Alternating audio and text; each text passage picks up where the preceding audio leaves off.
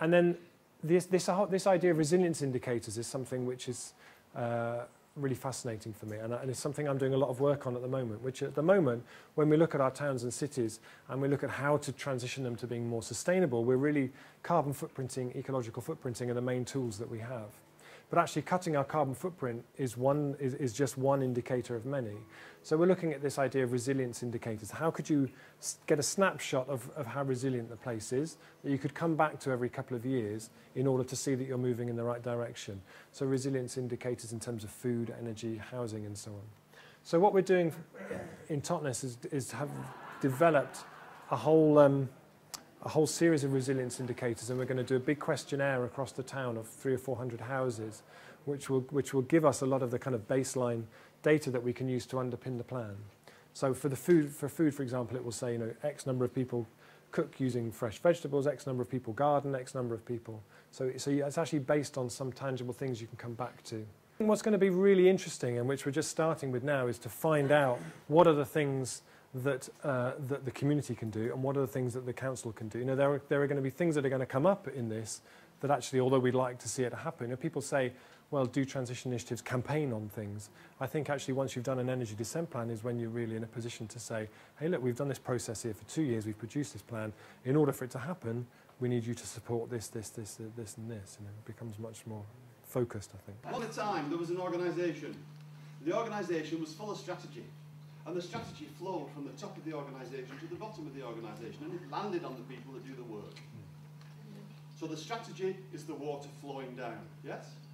At the same time that strategy falls from a great height, the people at the bottom of the organisation are full of gas. And the gas leaps back up. See the speech bubbles? Their speech bubbles are shouted to the people at the board of directors, and they're saying, you don't understand what we do down here. Come and listen to us, come and talk to us. Yes? So water is top-down communications and gas is bottom-up communications. The only trouble is they get in the way of each other. So what stops the strategy flowing quickly is the bottleneck and the gas going the other way. So top-down and bottom-up communications are two sides of the same coin in the same system. Now that's the top diamond, that's the bottom diamond, that's think, and that's do. Somebody tell me what I've got to do to make this water flow twice as fast. Rotate it. So what you do, on the one hand, you support the organisation. On the one hand, you support the organisation. On the other hand, you put two twists into the top team. Energy can go through the glass. Two twists, and 1, 2, and it becomes a self-organising system.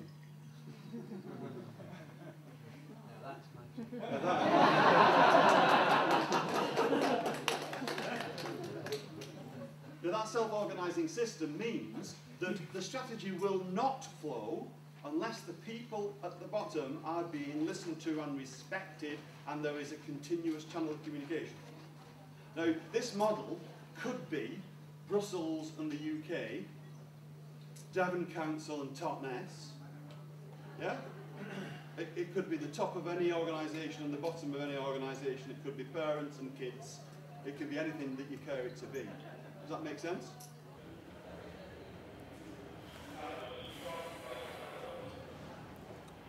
The organisational challenges are huge, and it's coordinating a very diverse, dispersed, devolved set of activities.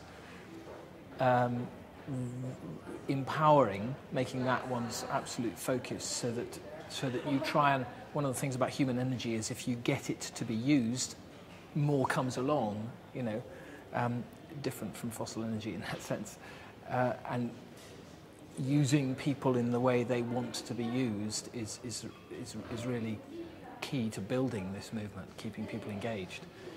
I think that's another thing, responsibility. If people are given control of something, then it's up to theirs to make or break, and their honour is involved, and their engagement really counts for something. So at the end of the day, they can take some pride, and that is really key. It's reconnection. And the other thing that I find is that one of the great things about transition is that people get benefit out of it at the ground floor. The first meeting they come to, if it's well organised, and this is something we need to carry on working on, they will make new connections with people who bring them something. They get a connection with the job in hand, they get a connection with, and they get a control over something that previously seemed too big. And they also get a connection with their place because they know more people in their place. They've got the beginnings of a network who would help them, with whom they can socialize, who they can start to be productive in a sustainable way. It's a ground of possibility, and that's a really important place to be, because the rest of it is not territory that's worth inhabiting. It's just too depressing. So we've got to stay. Somebody this morning said something, which is that possibility is something you can talk about, you can sort of trade. Hope is something that keeps you engaged. And yes, it's possible still, we think. So there is everything to play for. I think that people care is, as it were, almost the front line, partly because it's why people come in and stay in the movement, and where we can get our power and how we can drive towards a tipping point. And it's sometimes easy to forget when we're talking about carbon emissions and when we're talking about global capitalism and, you know, energy depletion.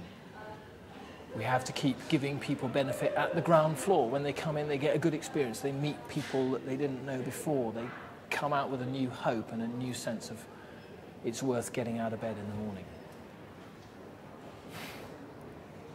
Good food.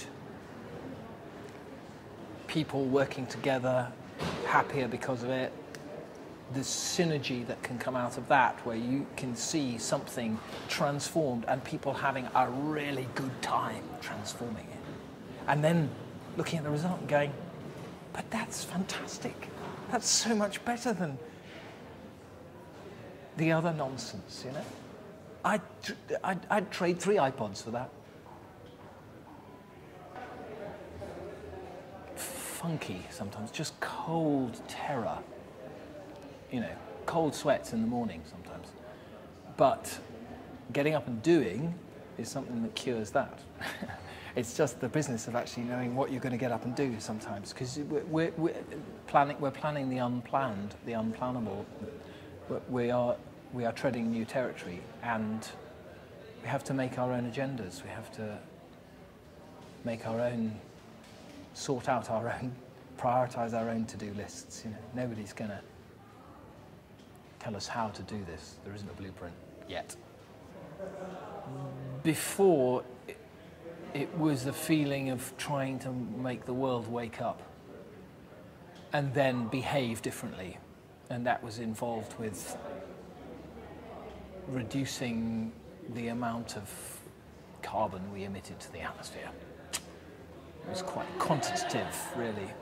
Although I was involved, you know, I had my allotment and I was involved in growing my garden and making my house how I wanted and low impact and all that kind of thing.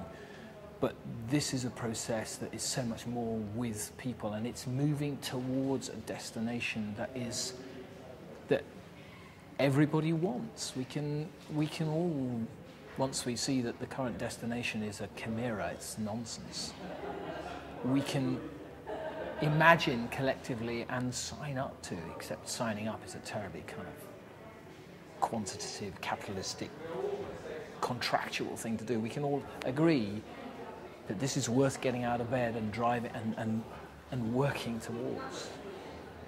And that's powerful. And everything you do isn't just, oh, I've saved a kilo of carbon today, but I'm still 5 times the sustainable limit, you know.